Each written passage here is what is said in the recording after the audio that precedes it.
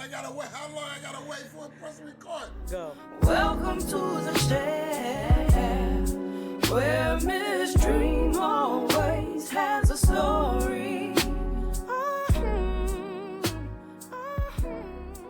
I'm Dreme, a black woman with many beautiful interconnecting identities. A few I will name at this moment as we get started on this podcast journey together. A Bostonian, born and raised in the inner city, Dorchester and Roxbury neighborhoods, to a teenage single mother who has my whole heart. An educator, I've been working with youth and children since my teenage years, and formally, I have been teaching almost a decade now. That's wild to think about. An entrepreneur, I am the founder of The Chair, a black and brown centered tech platform dedicated to supporting people on their hair journey, where you can design hairboards, connect to hairstylists, and share hair care tips for a more joyous experience.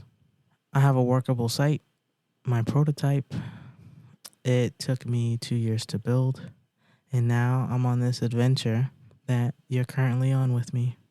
My goal for this podcast is to share stories, black stories, educator stories, entrepreneurship stories, and hair stories.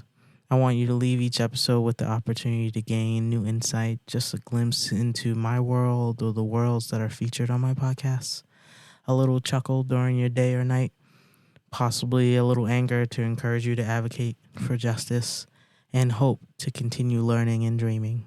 So come in and listen to the beautiful voices in the chair as they share their stories, starting with me. Where we share stories in the chair.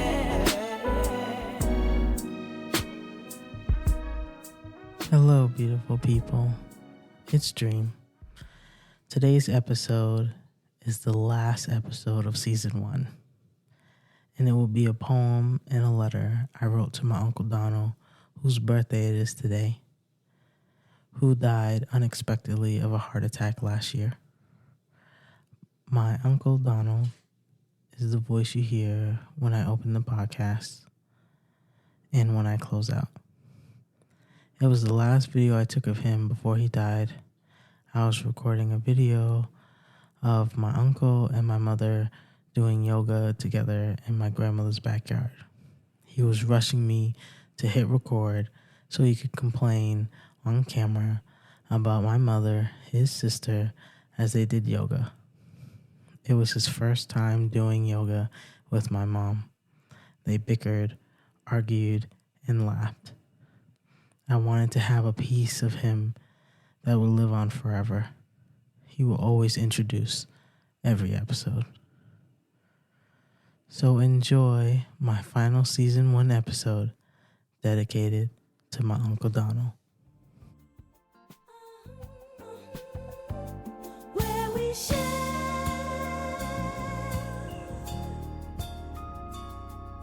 stories in the chair.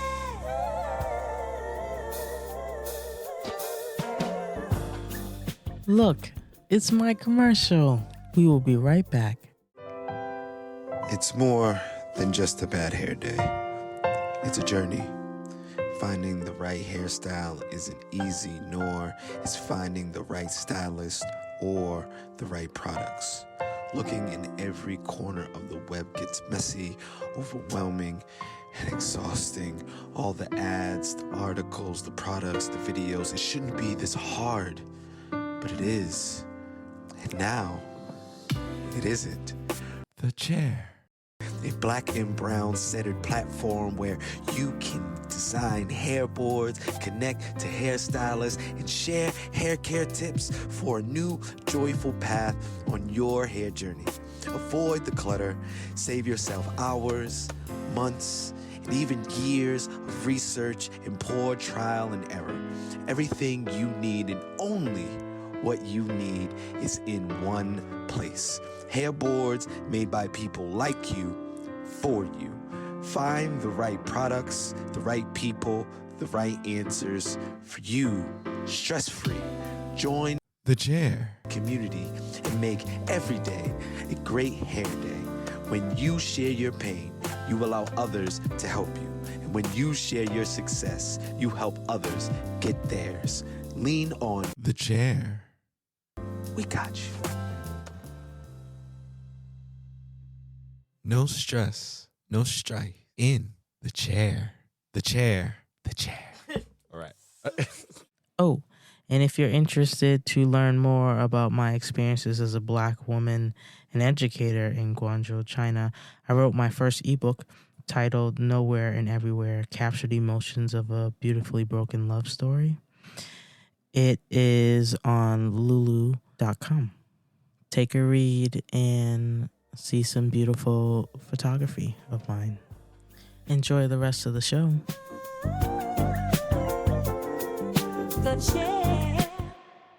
The title of my poem is My Superhero Cape is Tangled Up in Grief. I'm your productive perfectionist, and my superhero cape is currently entangled in grief. My uncle died of his first and only heart attack. The year prior, he was prioritizing his health. Doctor's visits, eating better. Doctor's visits, drinking more water, making changes. Grief sucks. I miss his laughter. When people talk about hanging up their superhero cape, I tell them my cape is folded 12 times into a neatly crafted pocket square that glides right off my fingertips into my back pocket of my favorite pair of torrid jeans. My uncle is my black Superman who couldn't fly. Don't let that shit fool you, though. He could punch the fuck out of you, make you see Hollywood stars, bright blinding lights like winning slot machines, and con you into $1 million idea with 2 quarters and a car he was borrowing to get you to meet the guy. Grief hurts. I miss my uncle's hugs. I'm watching my mother, reluctant to shed the skin because it means that her brother will truly never come back. That skin is her comfort blanket or weighted blanket or that electric blanket that short circuits when it gets too warm. Her brother was home. The last time my uncle and I were together, we were at the casino. My mother drove. He, gambling those 2 quarters, lost them on the poker table, won them back on the blackjack table, gave me a noogie, a bear hug, and told me to loosen up, have more fun. Said he's proud of me. Grief is painful. I miss my uncle's voice. My superhero cape, has never been hung up, never been put on the baby hooks of the white plastic hangers in the closet, placed in the back corner, pulled out again for Halloween.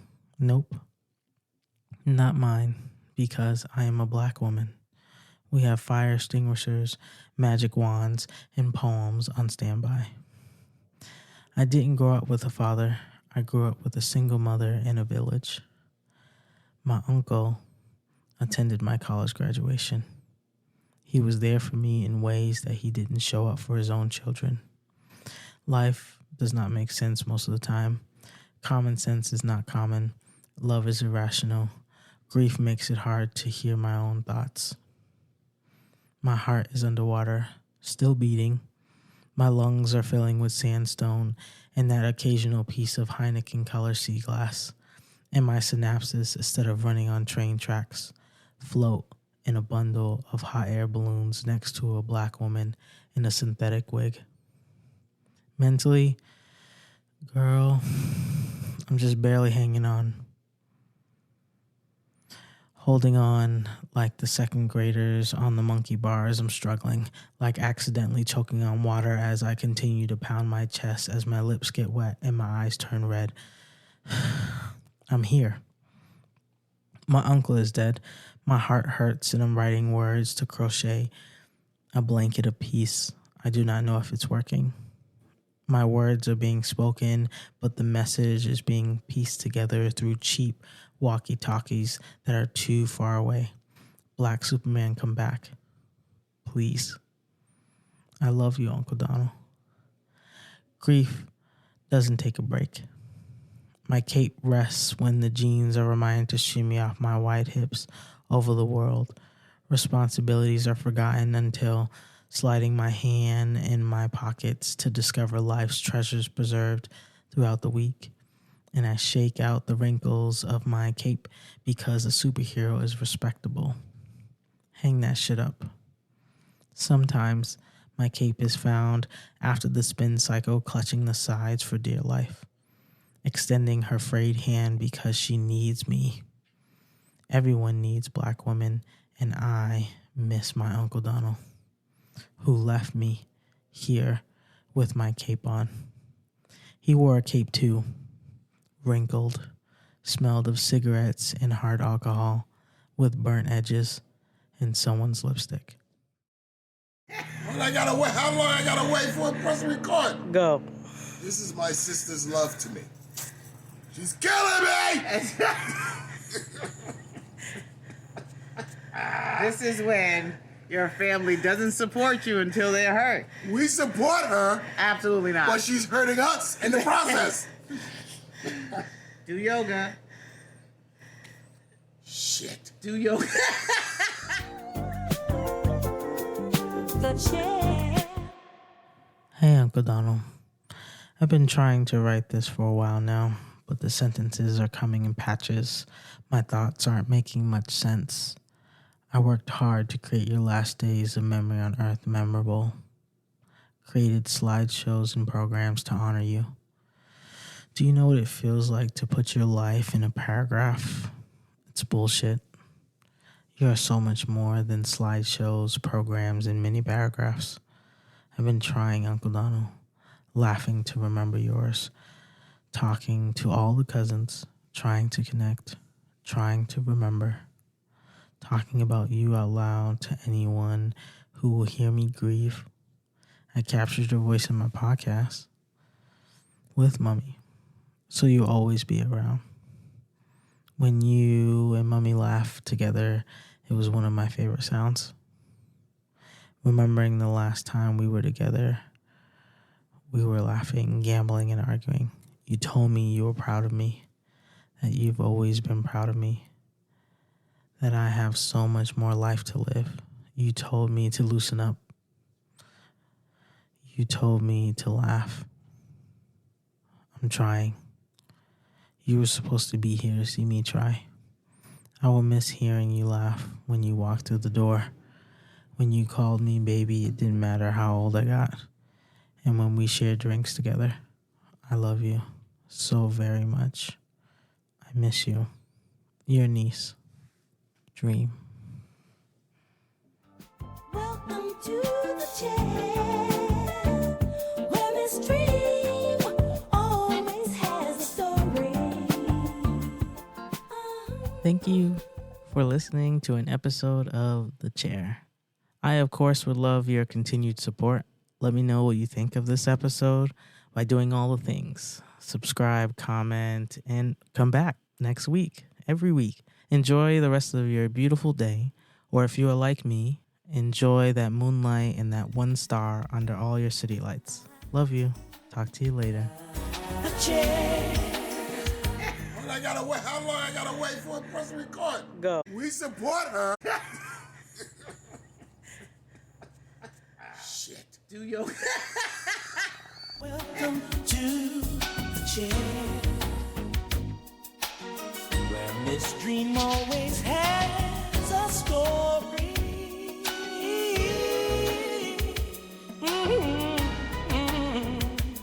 Where we share stories in the chicken